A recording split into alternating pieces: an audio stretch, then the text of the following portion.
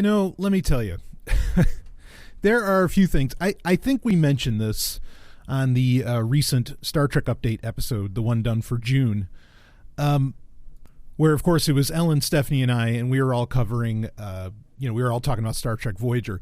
But at the opening of that, I think we were talking about how we went on a picnic by a waterfall and everything. Let me tell you. So, and you can see pictures of some of it on my Instagram. Being outside, like this area where we went, there's actually, like, I don't get cell signal. Nobody seemed to get cell signal, which that was really nice. But man, just, a good old fashioned picnic. I mean, yeah, we got takeout. It's not like we cooked stuff at home or whatever, but we had takeout and, rolled out the blanket and everything. And oh, hot damn, was that a great time, And then you could go for a swim and everything, and it was just it was so wonderful. Spending any time with those two ladies is just the best damn thing in the world. But that was do it, folks. Spend time with real people. Get the fuck out in nature. Enjoy. I use my smartphone to take pictures of what we were doing, to take a couple anyway. But, and having no internet, no cell signal, it is absolutely just the best fucking time. And it's sad to say that because, like, when we were kids, right, we do this all the time. We didn't have smartphones, and I'm not pining for the good old days. I'm just saying that it's sad that something that used to be very normal for us. That was like a daily thing for me as a kid, and even kind of as a teenager, even though, I was one of the, I guess you could say, early adopters for a lot of cell phone, or for, the cell phone craze that would kind of start up in the late 90s. But, even then, like cell phones, there was, especially in upstate New York, there was a very narrow corridor of where those cell phones would work. It wouldn't even work in the mall that I would go to. It was really crazy. So even then, it was still kind of the same deal. If you were out somewhere just far enough, that was away from a road or something, you weren't getting cell phone signal anyway. But, man, it's amazing that I used to take that for granted and how beautiful it feels now to do it. And certainly it helps when you're doing it with just, two of the most amazing women on the planet. There, straight up, the most amazing women on the planet. That was just so much fun. So get out there, folks. Kill the smartphone, for a little while, and be in nature. Get people with you. Spend time with people in real life, not on fucking social media, and go for it. Anyway, when this is getting released, I will actually be at PorcFest, the Porcupine Freedom Festival. Of course, porcfest.com, P-O-R-C, porcfest.com, to be able to find out more about that if you're not already there. But this is getting recorded ahead of time. And, of course, I am in the BDSM studios, where all of the magic that I like to practice happens, all the podcast creation. But not the day that this is getting released. But that Thursday, and let's see, the date for that would actually be the 21st. On Thursday the 21st, I am recording a live Sovereign Tech. And oh yes, I'll let the cat out of the bag here. At the very least, now other people might show up, but at the very least, it will be me, Stephanie, and Ellen all night long. It's going to be, well, a couple hours anyway. It's going to be awesome. And that episode, while people can hear and see it live on Thursday, that episode will later be released, will be, the episode that comes out on that following Saturday, which would actually be the 23rd. So you're getting, in 2 weeks in a row, you're getting the best. You're getting Brian, Ellen, and Stephanie. And I think that's fantastic. Hell, it would change kind of the way that I do best episodes, but no doubt about it. If I had my way, it'd be the three of us doing Sovereign Tech almost, pretty much every week because I just, I love working with them and we have so much fun doing it. But regardless, right now, hey, enjoy June because you're getting 2 episodes like that, and it'll be a lot of fun. I think maybe we can have people from the audience, come on board, and I'm going to throw together some stories and talk about things, and we'll talk about PorcFest and all that. And something I've wanted to do with Sovereign Tech for a while is take it more on the road at conferences if we go to conferences. But honestly, the conferences I'd want Sovereign Tech to go to, and folks, sorry, welcome to your Wednesday Sovereign Tech Q&A. You already know it from the title of the damn thing you downloaded, but there's the official word for you. The Golden Stallion, of course, here with you. But I would love to take Sovereign Tech to more conferences. And I think actually conferences would love to have us, frankly. But yeah, go to other conferences, but I wouldn't want to go to Liberty conferences. I would want to go to like genuine, like either tech conferences of some kind, maybe not so much those, because a lot of what's going on in tech, even with blockchain, is pretty boring right now, in my opinion. But maybe, science conferences of some kind, gaming conferences, I'd be totally on board with that. In fact, a lot of questions. I'm kind of surprised by this because I know that there's a lot of diehard Sovereign Tech listeners who just hate game talk. They hate talking about video games or whatever. But then I get so many people, especially a lot of new people, who they're like, hey, no, talk more about video games. Let's get some more game talk in and all that. And hey, I'm happy to do it, and we're going to get into some of it in this Q&A as well. We'll get into other things too, but it's going to be a major part of this Q&A. So anyway, yeah, I wouldn't mind going to gaming conferences, wouldn't mind going to, various kind of Comic-Cons of a sort, and talking about things there. And it'd be great, if it was, me and Stephanie, or me, Stephanie and Ellen, going to them, whatever. I mean, that'd be really cool. Of course, we all have crazy schedules. All three of us are very ambitious people, and, have places we're trying, optimizations we're doing for ourselves, that take time and whatever. So I don't know how well that's going to work out, but I wouldn't mind doing it. So anyway, let's go ahead and get into our questions for this week. I've already spent way too much time in the beginning talking about all other kinds of stuff. Well, no, you know what? Okay, one last thing. I don't want to get into the questions just yet. Speaking about the game thing, there's people who love when I talk about video games. There's people who hate it. Understand, you the patrons, especially right now when the kind of the question vault is a little empty right now. Okay, for the full on Sovereign Tech Q&A episodes that we do every Wednesday for patrons only. You control this content. Okay, I go with your questions. You ask them, I'm going to take them on. Okay, so if you're like, oh well, I don't like so much the video game questions, then ask me other ones. Okay, you have absolute control of that. So keep that in mind. So whatever you want me to talk about on the Wednesday Q&As, I'll talk about it. You want to send me a story? I got a story recently where it's about questioning evolution. I'm not going to get to that in this episode, but I'll probably get to it in the next episode, or maybe we'll do it for a best episode where I can have Stephanie and Ellen. I can have two genuine brilliant scientists, on my show, to cover it. So maybe we'll do it then. But yeah, go ahead, send me stories. And especially if it's something, that really is more my purview, I'm happy to cover it on a Wednesday Q&A. So you control this content. If you don't, if you're finding like, oh, I don't like these questions, blah, blah, then ask me different ones. Okay. I'm not shaming you. I'm just saying, like, you have control. That's the whole purpose of the Wednesday Q&A. And actually the Wednesday Q&A is the whole reason I started Patreon, for that alone. All the other extras, all the other things, those all came later. Okay, they just evolved over time. They evolved usually out of the Q&A. The Q&A, this is your show. This is really your show. The Prime episodes, I more or less have ultimate control of, even though we have a Q&A segment in that again. But I still have really ultimate control of that. But this is the one where I'm handing it over to you. What do you want me to talk about? And I'll talk about it. So, all right, let's go ahead and get into our questions here. And like I said, we are going to talk some video games here. We do have an app we're going to talk about later on, though, that has nothing to do with video games. It's totally about, crypto anarchism and all of this. Okay, and we'll get into that. But here we go. Brian, I've been a listener for years, and I've always appreciated your ANCAP stance on intellectual property. Ooh, okay, let me stop there. I know I have a lot of listeners that are anarcho-capitalists, that are ANCAPs. I have listeners that are other kinds of anarchists. And hey, okay. I do not self-describe as an ANCAP, and also I don't think that the quote-unquote ANCAP position on intellectual property is uniquely the purview of ANCAPs, okay, of anarcho-capitalists.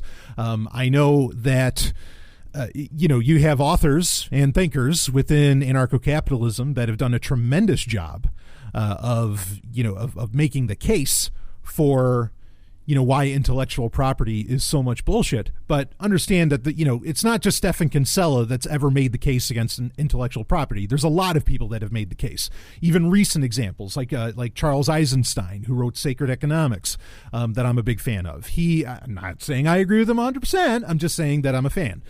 And, he gives other reasons that Kinsella doesn't even get into, and I think they're great ones, as to why intellectual property is absolute bullshit and unethical. Okay, so it's not just an ANCAP thing, but I get your point. I understand what you're saying. I know that it's popular with ANCAPs, and I'm glad. But anyway, just for clarity on that. But that's fine. Whatever. Okay. I have so many different ideologies that like to, I guess, that like to claim me. Okay. And I've seen it on some forums, and sorry guys, again, if I have to put a label on my anarchism, it's egoist anarchism, but that's only if I have to. Otherwise I just run with anarchists. So anyway, continuing here. You seem to have given the idea no quarter, meaning IP, in your work and personal life, but I am surprised by what appears to be continued praise for Nintendo, who is easily one of the most egregious companies when it comes to its stance on IP, shutting down fan games, fan art, and holding more patents than there are Japanese businesses. I guess I just want to know how you square this away.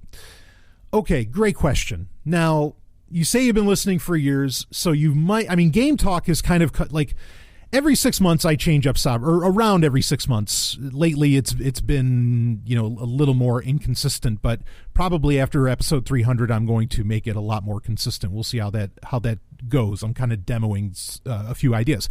Anyway, every 6 months I change things up. I bring in new segments, get rid of some segments, and then, in another 6 months, segments sometimes can come back, blah, blah, blah. Okay. Game Talk is not always a part of Sovereign Tech. So there's a chance that maybe you hadn't heard, my Game Talk conversations. And I will often, and I know what you're talking about, like the fan games. Like there was the Metroid 2 remake. It was AMR 2 or something like that. There was the Uranium version of Pokemon, which was fucking great. Fucking great. So was the Metroid 2 fan game or, remake. But now we have Samus Returns, which is effectively, which is literally a Metroid 2 remake. But yeah, both of those games were phenomenal. And of course, Nintendo, shut them down. And there's other games where there's examples of this, various versions of Mario 64, like Mario 64 Online, and so on, where Nintendo just crushes them as soon as they can. Well, in the past, when I've even brought those games to people's attention, and then they would end up getting shut down by Nintendo or whatever. I came out and gave Nintendo the full scolding, saying I think that this is horseshit, this is bullshit, this intellectual property stuff. What the hell are they worried about? And look, really, AMR 2, okay, the Metroid 2 remake being out there is going to do nothing to hurt the sales of Samus Returns. I guarantee you that, because let me tell you, the thing that got me to buy a Nintendo 2DS XL was just so I could play Samus Returns. Yeah. A game like, you're coming out with a new Metroid game. It doesn't matter what fan game gets made. It is not going to hurt at all, Nintendo sales of this thing. You think the Uranium version of Pokemon is going to hurt Pokemon sales? You're fucking insane. Like there's no way, that it's going to hurt sales. So I think Nintendo, it's absolute bullshit on the part of Nintendo to hurt this stuff, because if anything, it keeps those franchises fresh and alive, because rightfully so, it can take Nintendo a few years to come out with new entries into these franchises, into the greatest game franchises of all time. And yes, they are. Look, I like Metal Gear Solid. I like, Final Fantasy. I dig all those. I love Dragon Quest. I love Dragon Quest. Okay, I dig all those franchises. But, be honest with your fucking self. Nothing out there is Zelda, Mario. Not even Sonic holds the weight that those, or Metroid, nothing holds the weight of Nintendo's franchises. You just don't. Deal with it. Okay? I don't care how big of a fanboy you are of your Xbox or your PlayStation. All right? They just don't hold a fucking candle, especially, as far as cultural cachet goes, along with just, sales. It's crazy. Do you realize, like, that Mario Kart 8, yes, be it in its original Wii U form or in the deluxe form for the Switch, for the Nintendo Switch, Mario Kart 8 has been topping, it has been in the top 10 sales charts for probably like a decade now. And you're going to fucking tell me that that other game franchises and series are somehow like, that they're better, that they're bigger? You're crazy. You're literally crazy. Like the numbers speaks for themselves. The sales numbers are there. So anyway, nothing could hurt, and that's what makes that's part of not just the unethical aspect of intellectual property, because it is crazy, okay, but really nothing could possibly hurt Nintendo sales, in my opinion. And Nintendo's been terrible about emulators. They've been terrible about emulators. They were like suing people. They're going to throw people in jail back in the in the in the 90s. Okay, I mean, because look, Nintendo emulation has been going on since the 90s, since the 386 computers have been around. You had Unethical, right? And of course there was the very popular website at the time called, was it IHOR, which it's IHOR, get over yourself. It's IHOR, which is International House of ROMs. I mean, they had every game. It was amazing. I've been doing the emulation shit for forever. At the same time, I'm such a Nintendo fanboy, and well, we'll talk about why. I'm such a Nintendo fanboy. I've had no problem, no qualms in running emulators and stuff like this because again, I'll buy the games. I mean, how many Super Nintendo games and Nintendo and Game Boy games that I've rebought? How many times have I bought the original Super Mario Brothers? I've lost count. For like every system. It seems to keep coming out, back even with the Wii when they had, when they had Wii, not WiiWare, but they had the Virtual Console and the Wii. I bought it there. I've bought it on my, 2DS. I've bought it. Or I bought it when they had that big set for the Nintendo Wii, where not just the Virtual Console, but when they re-released Super Mario All-Stars. I bought it again then. I mean, I'll keep buying. I'll buy these games over and over again because I like the convenience of having it on, whatever platform is my hotness of the time. Okay, I buy the mini consoles. I've bought the, I've gotten the NES Mini or the NES Classic, the SNES Classic. I'm all over it. I'll throw money at Nintendo over and over again for the same fucking game. One could almost argue that the original Super Mario Brothers, okay, is it's like a $2,000 to $5,000 game, when you've bought it over and over again so many times, right? Say nothing to add in Super Mario Brothers Deluxe, right? The remake. Oh man. So, it's, again, it doesn't hurt them when this happens. But now here's the thing. So as egregious, I agree with your use of the term, as egregious, as ugly as Nintendo is about IP, why do I still talk so highly of them? Why do I still give them money? Why do I still get excited about what they do, et cetera, et cetera? I mean, yeah, in many ways, they're as bad as Disney, right? I mean, in many ways, they're the Japanese Disney, really, just, kind of different, I guess, just different mediums of entertainment. But here's the thing. When you are a company, and I've said this before, I've said this on previous Game Talks and explained myself why I'm still a fanboy. Okay, and I mean, I'll be right there. Hashtag Nintendo forever, baby. Okay. When you're a company that has put that many smiles on that many faces, I mean, I think Nintendo is almost unmatched in the amount of happiness that a company has brought to the world. That stands for something. That's worth something. Okay? That's worth bringing up. I mean, and they have brought fucking smiles to faces. I mean, millions, if not billions of faces over the years. It's crazy. And beautiful at the same time, because the purpose of life is to be happy, right? Like, that is the ultimate goal, is happiness. And frankly, Nintendo is really, I could almost argue, is the ultimate purveyor of happiness, really since, the 1980s. They really are. I mean, they just bring so much joy into the world. And so they do shit that I consider unethical and that I consider ugly and stupid. Yep. But are they still consistently making people smile? Well, I'll tell you, every day they're making me smile. Every time I pull out a Nintendo game or whatever, or if it's, me, Stephanie, and Ellen, and, we're rocking, we're playing Dr. Mario or something like that, we're playing a classic system, whatever the hell's going on, what am I supposed to do? Like, it's so great. So I'm not giving them a pass. I'll call them out when they do bullshit on intellectual property, but at the same time, like, this is a company that just spreads so much fucking joy. And I can't, it's tough for me to knock them for that and for continuing to just constantly do so and to have, and the basis for me, okay, understand this. I mean, even look, at the end of the day, ethics are even a spook, right? Okay.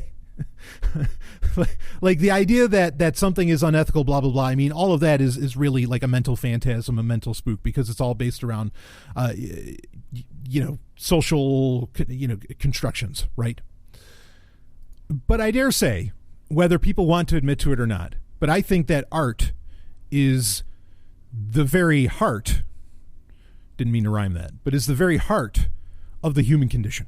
Art really is. Art is what it's all about. Art is what started our upward climb, right? If you look at, petroglyphs on cave walls and, cave paintings and all this, right? Art is, in a very real sense, everything. And Nintendo so much believes in art. They really do. Their games are so far above and beyond the bulk of their games. I'm not saying they're not engaging in some ugly shit as late, like with their mobile games and everything that are just like kind of crazy money grabs. But a lot of their major games, you think Breath of the Wild, Super Mario Odyssey, Mario Kart 8 Deluxe and so on, still they're big stuff. You get tremendous value out of it, and it is pure art, these video games that Nintendo puts out there. Or even their re-releases, Ocarina of Time 3D, Majora's Mask 3D, Star Fox 64 3D, like all this different stuff. It is just pure, gorgeous art that they are constantly putting on display, and that I dare say the other systems, really can't lay claim to as much. Not really. I mean, I'm not saying there aren't artistic games on there, PC certainly has its fair share of art too, right? But Nintendo really, really cares about the art of it. You can just feel it in what they do. Like, there's such precision and care, involved in it. And so, what is Nintendo effectively providing? They are providing art. They are putting on display art, creating art, and they are delivering happiness with that art. I mean, just with those 2 points alone, yeah, I'm a fan. I'm a fucking fan, because like they're bringing on the things that make life worth living. Art and happiness, please. A couple of the things that make life worth living. There's other things that make life worth living, right? Having sex, sure. Okay, Nintendo's not necessarily engaging in that. But that's more Sega's purview, right? It's funny. Let me tell you about that quick, okay? In fact, I don't know how I didn't notice this growing up. Okay, I'm a big fan of Sega as well, or at least historically a fan of Sega. In fact, the theme on my 2DS XL, my new Nintendo 2DS XL, you got to say new 2DS XL, I guess. You can set themes for the menu and everything. I downloaded I purchased the Dreamcast theme, and it plays the Dreamcast menu music in the background, which is absolutely gorgeous and so futuristic. I'm a huge Sega fan. You have to understand that. Okay, I've literally written a book on Sega. I haven't released yet. Stephanie's read it and everything. She loves it. I haven't put it out yet, but that's something that'll come. It'll probably be after the Mega Drive Mini comes out, because it's kind of a hot time for it. But anyway, I was watching an episode. There's very few things I actually watch on YouTube. One of the things I watch on YouTube is the gaming historian. What's this guy's name? Norman Caruso. This guy, I love this guy. I love this guy's presentation.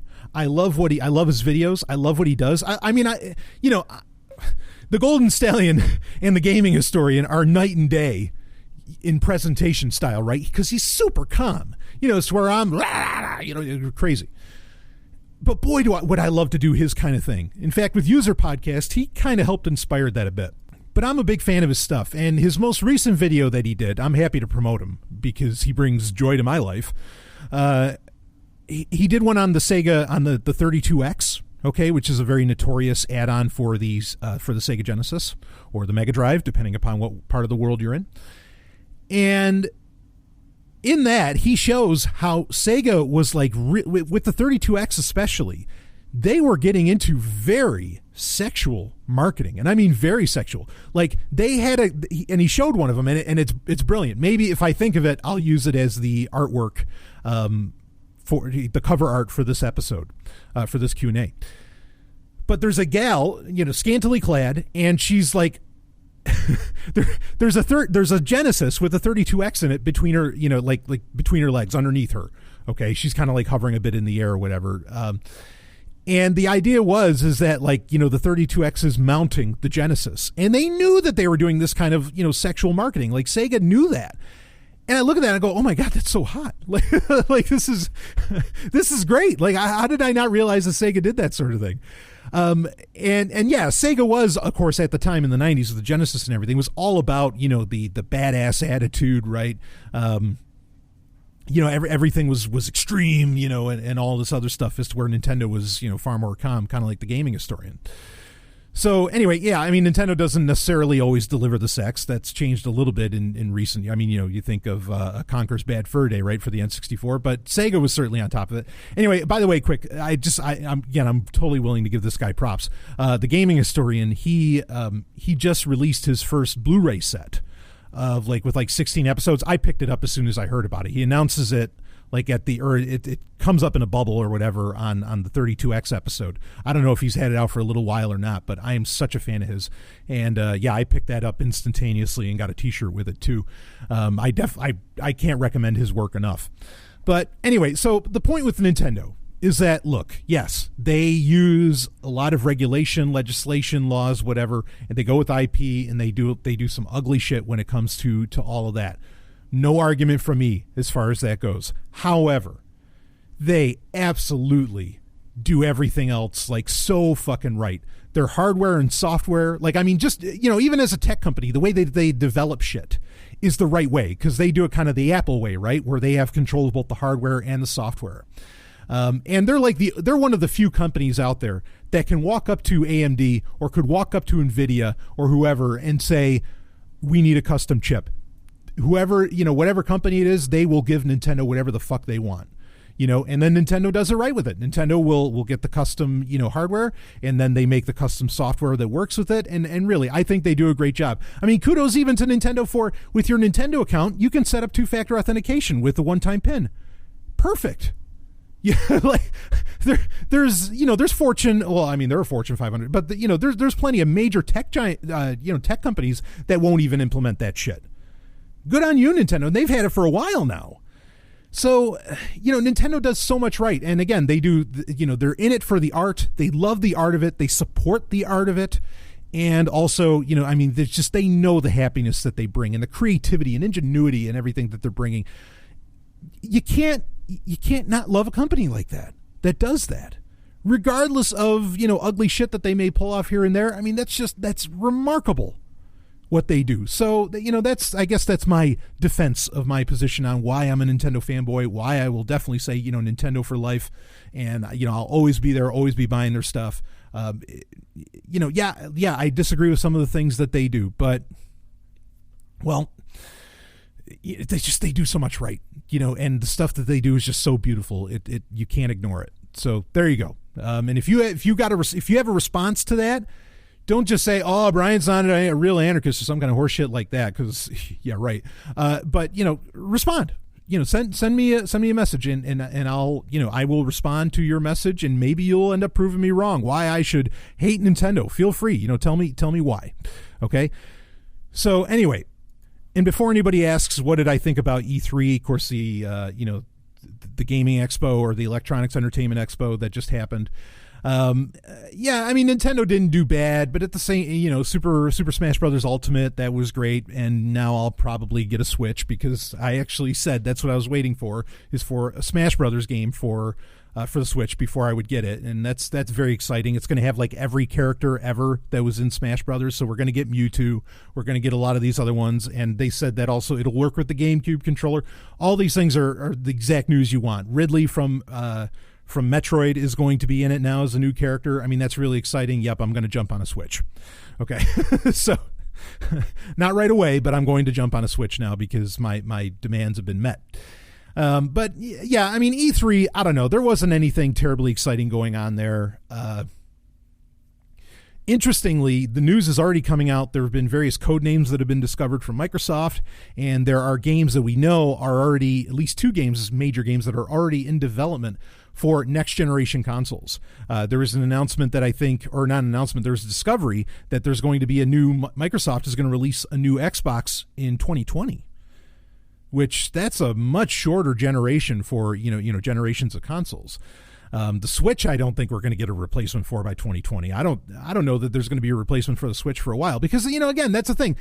I mean, maybe we'll get a new PlayStation. I don't know. But that's the thing is Nintendo doesn't have to play by the rules of the other consoles. They never have. In fact, that gaming historian video that I mentioned with the 32X, I love the fact, or, he mentions how, you had not just Sega, with getting their Saturn ready, doing the 32X and all these other things. He talks about how the Atari Jaguar was a thing, how it was the first 64-bit system, blah, blah, blah. 3DO was coming, Panasonic 3DO and all this. He had all these systems that were really, more graphics, more extreme, blah, blah, blah. And on the same day, actually, that the 32X comes out, which was to be, kind of this in-between thing between, the Genesis and the Saturn, but it was going to be a 32-bit system. It's the same day that the 32X comes out, Nintendo releases the original Donkey Kong Country for its 16-bit, which would seem antiquated compared to the competition, right? For its 16-bit Super Nintendo. And what happens? It's like the third best-selling Super Nintendo game of all time, right? And one of the biggest selling games in history. Nintendo doesn't have to pay attention to what all these other fucking companies do, so Nintendo can do what it wants at E3. I mean, and it's, they're going to lay out something exciting. And I think the Smash Brothers thing was kind of exciting. The other stuff was kind of leaked and, not that, whatever. I'm not that excited about what's happening at E3 because, as far as consoles, I mean, PC gaming doesn't get a whole lot of love, at E3 anyway. So as a PC gamer, which is my main thing, I don't expect to hear much news about that. PC gaming news happens by the second, right? In fact, I mean, part of the reason PC gaming isn't such a huge deal at E3 is because it's not needed. It's really not needed. You have such a dedicated culture within PC gaming, it just doesn't matter.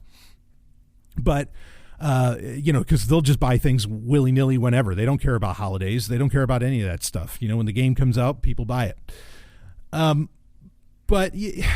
So, with Nintendo, though, okay, like you can sit outside of all of the hype with Nintendo. In fact, a lot of people, and this is annoying me actually with people who claim to be Nintendo fans, though really I think they're just kind of like, they got back into Nintendo, or this is their first time getting into Nintendo because of the Switch. Because Nintendo has, and we've talked about this on Sovereign Tech Prime episodes, they've come out and said, well, we're still going to support and still going to make and release, really AAA titles for the new 3DS, right? For the 3DS family, okay, of systems. And they even have they have the Hyrule edition, I think, coming out in the next couple months of the new 2DS XL, which that looks really hot because looks like Link's shield. And people get mad at them. It's like, oh, why are you re-releasing Luigi's Mansion for the 3DS? Why not put it on Switch? It's like, oh, I hate that this stuff is getting, come on, it's 2018. This should be released for the Switch. No, fuck that. Nintendo knows what they're doing. You know what I mean? Like they understand they don't have to play by all these console rules. Like you can only have one console. I can't believe that shit still goes on, that people really feel like they can only have one console at a time. This is the whole console wars. Nintendo's never played by that. Nintendo's attitude has been since the 90s, since the days of the Super Nintendo, or really, I guess maybe more accurately, since the days of the N64. Nintendo has, and I've heard it straight from their own fucking execs, sitting at a table, you have to understand, in Japan, right from their own mouths. They say, we know that there's other consoles out there, but that's okay, because you're going to buy ours no matter what. Sure, you might choose between the other guys, but when it comes to Nintendo, there's no question you're going to have a Nintendo. They're basically saying that they're not competition. You own a Nintendo and then you own something else. And that's always been their attitude. And I think it's the right fucking attitude. I mean, I think I've always complimented them on their business sense as far as that goes. And now, in fact, they were talking about it at E3, I think. They said that 2DS or, 3DS sales are higher than they were last year. Why would you stop making shit for a system that's selling better than it was last year when it was still kind of when other gaming companies especially were still pushing out titles? You wouldn't do that. It's crazy. So, they're doing it right. Man, anyway, I get so annoyed though. Oh, only put it on the Switch. Look, Switch is great. But the 3DS and a really portable, handheld, inexpensive system, there's still a lot of value in that. Okay, and I'm glad that they're supporting it, and it doesn't look like there's going to be any time soon where Nintendo's going to drop that. So doesn't have to come out with a new console in 2020. They could have the Switch go for the next fucking 10 years, in my opinion, because again, it's the art that they bring, the level of art that their games bring. The games are so great. Just like with Donkey Kong Country, everybody else is coming out with new systems. Well, they just ended up, what they said was, we'll just release the best game of the year. And then, all of your specs mean nothing as long as the game is great. And of course, Donkey Kong Country was. So, there you go. That's their attitude, and I think they've got the right one. Okay, let's move on from that, and let's get into this is actually a follow-up from last week's Q&A, where Jim Jesus of the Lulberts podcast asked me about the new Intellivision that was announced. And my comment on it was effectively, if they're just going to do if it's just going to be an Intellivision Classic or an Intellivision Mini or something like that, I think it'll be fine. I have no problem with it, because he was asking, do you think this is going to be the next, ColecoVision Chameleon, which ended up being a complete scam? And I said, well, if they're going to try and be like a whole new system where you're inserting cartridges and you're making new games for it and all that, that might be a little debatable. Then it might end up being a scam, or if it's something like potentially that the Atari VCS, which might end up being a scam. We're not sure about that yet. But it feels wrong. Okay. But if they're just doing like what Sega's doing and what Nintendo's been doing over the past couple of years with, their classic mini consoles, I think the Intellivision will be completely real, and it can be a beautiful little thing to own. I will definitely buy one. In fact, after recording that episode, I broke out. I have a copy for my 3DS. It's a DS game, but for my 3DS, because it can play DS games too. I broke out Intellivision Lives, which is a great little collection that has something like 60 games on it. I was playing Space Armada. I just, Armor Battle, Bomb Squad. I was, playing all that and just having a great time. I really like the Intellivision, and that was a lot of fun to mess with that. So anyway, I want to read this because Jim Jesus did some journalist work, some investigative journalism on the whole Intellivision things, and I'll read it here. And he seems to think it's going to be legit. He says, I've had time to go over this Intellivision project, and it's not going to be a plug and play, nor is it a scam. It's not going to be a plug and play, nor is it a scam like Chameleon was or Atari may. They won't be doing any kind of crowdsourcing, I think he meant. They are funding everything themselves. Okay, well, that's great. Like, Stallion breaking in here. If they're just going to fund it themselves, awesome. Like, fuck yes. I don't see any reason why it can't come into existence then, because it's not relying on anybody else but themselves, and I get tired of fucking crowdfunding. Yeah. Like I'm so sick of it. And certainly I'm sick of ICOs, but not that any of these mini consoles are doing ICOs yet, though. Wasn't Atari going to do that? Wasn't there like an Atari coin that was going to be a thing? What happened to that? Well, anyway, whatever. So, they said they're not taking a dime until they have a product in stock to sell. Beautiful. That is Golden Stallion. That is that's how I work as well. I don't do pre-orders on books. I don't do pre-orders on video games, and I make both of those. I never do. When it's out there, when the product's done, then you can show me the money. Okay. That's how I like to do business as well. A way of business that it seems like a lot of, honestly, folks, a lot of ANCAPs have forgotten that maybe that's really the way to provide value, But anyway, they already have game devs on the team, and a lot of them are Blue Sky Rangers from when Mattel had it. The guy who bought Intellivision from Keith's estate is well known in the retro gaming community and has done a lot of other successful projects, mostly around music. They aren't trying to compete with Microsoft /Nintendo /Sony. Rather, they are building a platform for games that grandma can play, games that can be picked up by non-gamers without an hour-long tutorial. It'll be significantly less, quote unquote, significantly less than $200 or $200, and will come with 2 controllers. Will not have things like Netflix, Hulu, YouTube, Roku, etc. It will come with all of the Intellivision games they have the legal ability to release, as well as some versions with upgraded graphics. If and when they can work out deals for titles they don't have license for, like the Tron games or iMagic games, they will release them. New games will be moderately priced. Think it was like $10 max. So, all right, I want to comment on that for a second. He has more to say, and I want to read it. But, Now, this was the game that was the big deal for Intellivision and what, made me want to play it, was Discs of Tron.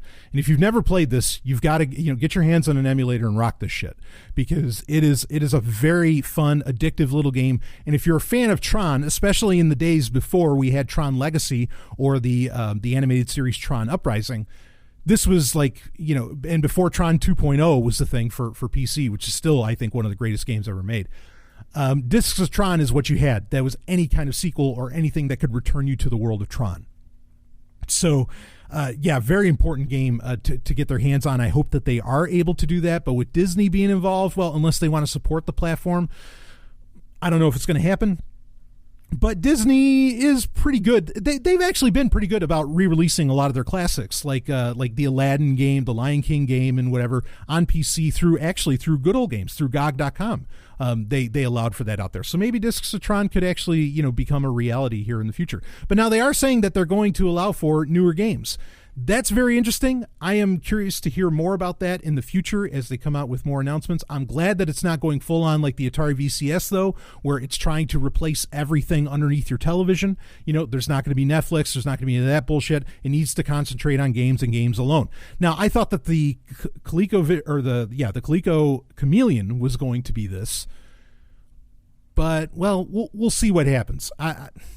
I don't know. We'll see how this goes. But let me read on what Jim has to say here. I guess the philosophy they are working on is that back in the early days of gaming, there were no hardcore gamers, and anyone could pick up the controller and play regardless if they've never played a game before. Today's games are hard for non-gamers like Grandma to pick up, and they want to target the family audience. As long as they don't ask for money in advance, I'm on board. And then he also says, also one of the guys from Intellivisionaries is on the project. They just had a podcast about it. So Intellivisionaries, I didn't know about this. This is a podcast that is all about the Intellivision and I guess kind of retro gaming and everything, that's pretty cool. So I'll put a link in the show notes so you can listen to that if you want to find out more about it. But all of that sounds very interesting. It does smack kind of similar to what the Chameleon was going to be, but hey, maybe this could be, maybe this can be a thing. And again, if it's all getting fronted with their own money, well, then we're not going to have to worry about losing out on anything. We don't have to do pre-orders. Awesome. Great. So we'll see how that goes. Definitely something I will be keeping an eye on. And I appreciate Jim Jesus of the Lulberts podcast, for doing the investigative work, for doing the legwork on, finding out what's going on with it so far. Because according to their press release, there weren't going to be a lot of details until October 1st. So any details that we have right now, great, because we're not going to probably not get the big stuff, until October. So, okay. Let's go on to another question here. And this will probably be our last one for this week. And this has to do with an app. I had people ask me what I thought about the Ripple app. Okay, now not Ripple as an XRP. This has practically nothing to do with blockchain. Okay, I think naming it Ripple is kind of an unfortunate name, but okay. So this is in beta, and it's coming from a organization that I am a big fan of, big supporter of, that being the Guardian Project, who is behind, Orbot, Orfox, pretty much all the ways that you use Tor on an Android device. Okay, they are behind all of that. They are also behind Open Keychain, which allows for, in my opinion, regardless of what OS we're talking about, is the easiest implementation and setup that you can do of PGP with your email. I mean, it's just phenomenal. So Guardian Project, they've got history. They've got, they have all the credibility you could need. So no concerns there as far as who's running this. So what is Ripple? Okay, well, I'll tell you about it, and it does work. Ripple is an app that allows you to, what it will do is that, so when you install it, okay, it comes up and you open the app, it comes up and it asks you, what apps would you like this to work with? Now, the apps that it works with is dependent upon the app setting it up to work with Ripple. Okay, so it's not like it can just do this with any app. What it does is it gives you options of what it can do. It can either hide an app from appearing on your menu or from appearing on, your home screen or whatever. Like, it makes it look like on the phone effectively that app does not exist. Okay, now, if somebody is hooking up a piece of hardware to see what's on your device and everything, some kind of, the authorities or something like that, it's not going to put a stop to that. Okay, like they're probably still going to see that you have Signal or other secure apps, security-minded apps, privacy-minded apps on your Android phone. Okay, it's not going to, but it for just simple prying eyes, it gets rid of it. Or you can tell it to completely delete all of your data of that app that's on that app. Like it gets rid of your profiles, say on Signal, it gets rid of all of your messages that are on Signal, and they are gone. Okay, and it overwrites them over. It does it right. Okay, they're gone. Or it can completely, full nuclear option. It can get rid of, gets rid of the app. It gets rid of all the messages. It gets rid of any potential sign that you ever had, one of these security or privacy focused apps on your device.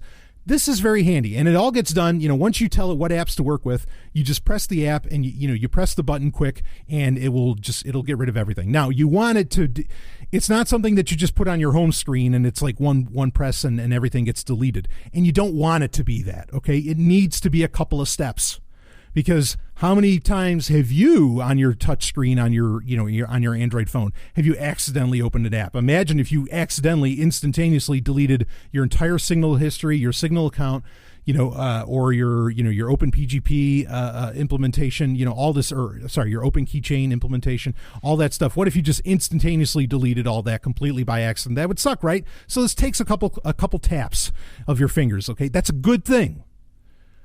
Now, the apps so far that it works with are honestly the apps that really matter, in my opinion. It works with what Ripple works with right now, and you have to tell the app, there's a switch you have to set to make sure that it can work with it. Like, just because you install Ripple doesn't mean Ripple automatically interacts with the app. Okay, you have to tell it to do so. But it works with Signal. Okay, that's good.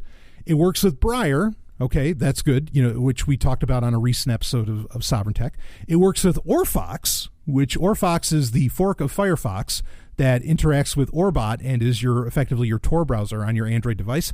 That's fucking great, bravo. And it works with Open Keychain, which is what allows you to, decrypt PGP encrypted emails on your mobile device. And so those are really like the main ones that you want it to work with anyway. Okay, so other apps may decide to take advantage of Ripple's functionality. They may never decide to take advantage of Ripple's functionality. I cannot imagine that Facebook Messenger or WhatsApp or anything like that would ever want to work with Ripple, would ever want to work with that app. Well, why would Facebook give you the ability to delete all of your data like that?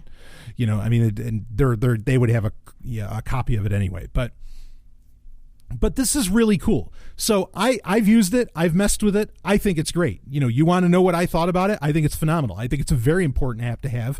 And I would totally add it to your security suite on your mobile device, especially if you use Briar, Signal, or Fox, if you're messing around on Tor on your Android device, or using Open Keychain. Of course I would have it on there. This is a great option.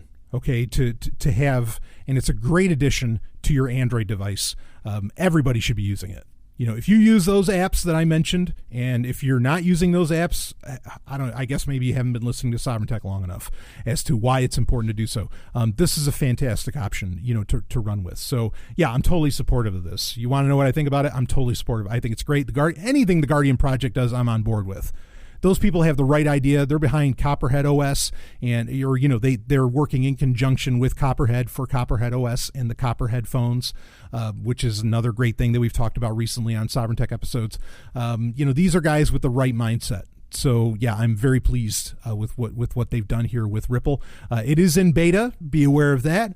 But I think if it gets more installs and everything, they'll get the market signal to know this. Yeah, people want to use this. They want this developed, and they'll hopefully get it out of beta in the near future. Kudos to the Briar app, by the way, which is a relatively new player in this game. Like Orfox has been around for a while in various forms. Open Keychain's been around for a while. Signal's certainly been around for a while, even back when it was text secure, right? But Briar's a really newcomer, and for them to very quickly jump on this app speaks very well of them. And Briar is quickly becoming one of my favored communication platforms. We talked about, it's not perfect. I don't have a problem with its security and encryption. It's more of its functionality that I have concerns with, like battery draining and things like this. But I am really becoming a big fan of that app. I like it a lot, and I hope I really hope at some point that they come out with like a desktop version. Much like Signal has a desktop version, right? I would love that for Briar, or a way to do handshakes maybe where you could have it be cross-device a little bit. But Briar looks like it's got a pretty bright future going ahead for it. And I mean, one of the developers I know is also a developer for Zcash, not Zencash, but Zcash. I think all of that's just really fucking great. So the Ripple app, go install it, get to it. And again, it is in beta. It's by the Guardian Project. Rock and roll. Have a good time with that, and feel free to test it out to see what that looks like. On if you have a disposable device of some kind to do so. So anyway, okay. That's it for questions this week. I know we talked a lot of gaming this week, but let's get into our album of the week, which is something that we do on every Q&A now. And this week's album of the week is actually something I mentioned on, I guess maybe it would have been episode 281, I think, of Sovereign Tech, the Prime episode, where real quick. I didn't realize last week I didn't realize it until after I recorded and posted it. It's like, oh, wait a second. That was like our 100th Q&A that we've done. Now, I don't know that this is any cause for celebration. This would be the 101st Q&A that we've done, but that's pretty cool. So, and like I said before, I mean, the episode numbers on Patreon are very quickly going to overshadow the Sovereign Tech Prime episodes. So, that's why it's important to delineate, at least in my opinion, or to differentiate between what's a Prime episode and what's a Patreon episode. So anyway, I talked about this on episode 281 of Sovereign Tech Prime, and that was that I acquired the Condorman soundtrack from the 1981 film Condorman by Disney, of all things. It's a live action movie, and the score is done by Henry Mancini. This was released, I want to say in 2012, or maybe it was a little before that, by Entrada, who will often do special CD-only releases and expanded releases of like entire scores for films. And they do great ones at that. Like they recently did a re-release of the complete score of Rambo 3, which I bought and which was incredible. They've done, they do it for a bunch of them. Robin Hood, Prince of Thieves, just for recent ones that they've done. They did Robin Hood, Prince of Thieves, Waterworld by James Newton Howard, which is fantastic. Man, I mean, they release great stuff. So between them and La La Land Records, I've talked about them many times. Those are two companies who will they'll just release it on CD. They will not release it digitally. Okay, so if you want to get it, unless somebody buys it and puts it up on a torrent, if you want MP3s or whatever you go for, FLACs, I don't know, you're going to have to actually buy the CD. Now, they will do special releases. Entrada will do special releases where there's a very limited run, just like La La Land Records does, right? Where they'll only release like 3,000 of a certain CD or something, which, entices people to buy it, and it works because it works on me. Some Entrada releases, though, will, when they run out, they'll start selling for hundreds of dollars. Okay. In fact, the Condorman soundtrack was, not inexpensive, quite frankly. But it's rare. So, and most people, who really gives a shit, right, about Condorman. I mean, I think I might be one of maybe two people I've ever really talked to that has actually even seen the movie, let alone actually gives a shit about it, and thinks it's an enjoyable film, and that can, quote it and blah, blah, blah. So I got my hands on this recently, and in fact, even look, and I just want to make this clear. Well, why would you, buy the CD, blah, blah, blah, didn't somebody have it on YouTube? Now, someone had 6 or 7 tracks from the soundtrack, which is like a 20-track soundtrack. Somebody had 6 or 7 tracks of it on YouTube, but it was more or less just like having a sampler. Did I download those? Oh, yes, of course I did, from YouTube. And it was a placeholder until, I finally bit the bullet and said, okay, this is probably the lowest price that this thing's going to be available for, and so I'll get it. So I did end up getting it recently, and man, what a soundtrack. What a fucking soundtrack this is. There are some such simple, beautiful moments. Like there's Natalia's theme, which is one of the nicer ones on there, which has to do with the character of Natalia Rambova. Where have you heard that name before? Gee, I wonder. Because maybe I use that as a character name or as the basis for a character in the Sovereign Universe. Natalia, remember her? Yeah, her name was, what was it, Commander Natalia Rambova, right? I mean, like that track. There's a bunch of other ones. There's a track, It Was Nothing, Meet Laser Lady, all these other things. They're just, I mean, it's just this beautiful, simple little theme. And the Condorman theme itself, I mean, I can't help but grin ear to ear every time I hear it. I mean, it's kind of like slapstick, a little over top and ridiculous, but heroic at the same time. And I really enjoy the hell out of it. Or the action sequences where you have there's the particular track, Attack of the Prognovic, which, fucking badass. And like, because the Condorman theme will will segue in at certain points, and oh man, it just gets you. I mean, it's so intense. I think this movie is so much fun. And in fact, if you go like on Amazon and you read the reviews for it, just the movie, not the soundtrack, just the movie, a lot of people will say it's like, wow, it's amazing how much fun this movie is. And yeah, like that's the point, is that this was just a very fun little film. Critics didn't give enough. They didn't know what to make of it back then, but now we know what to make of it. And I think that it stands as such a beautiful contrast to the not so fun comic book movies of today, that take themselves maybe a little too seriously sometimes. As where Condorman does not. Of course, it's not based on an actual comic book, but it's about a comic book writer who will only put things in his comic book that he can make happen in real life. And so he has the character of Condorman, blah, blah, blah. Anyway, it's such a fun movie. I totally recommend the movie, and anybody could watch it, kids, adults, whatever. There's plenty to, there's comedy, kind of like the 66 Batman series, with Adam West. It's kind of like where it can work on multiple levels. Like there's jokes going, for different demographics. And I think that I love it when content's like that, where it's theater of the absurd and so on. You really get that with Condorman, and it really delivers. But the soundtrack, and when I was listening to it, it just made me think. Like I'm thinking to even, there's great composers, newer composers today, Michael Giacchino, and guys like this, right? But fuck, or Brian Tyler. Like Brian Tyler is very good. These guys are very good. But there's something, I don't know, maybe it's because you can only do so much with an orchestra. Like literally, mathematically, there are only so many compositions of music you can make, right? With the traditional instruments that people have. Now, you can make new instruments, do like Jerry Goldsmith did for Star Trek The Motion Picture back in 1979, where you make an entire instrument to make an entirely new sound, right? Which is like that tone, that shocking tone for V'ger that would later on be used for the Borg as well by Jerry Goldsmith, greatest composer of all time. But so Henry Mancini does this score, and I'm familiar with some of his other work. But man, like the themes today, they don't hold up. And like there's so many themes in this movie.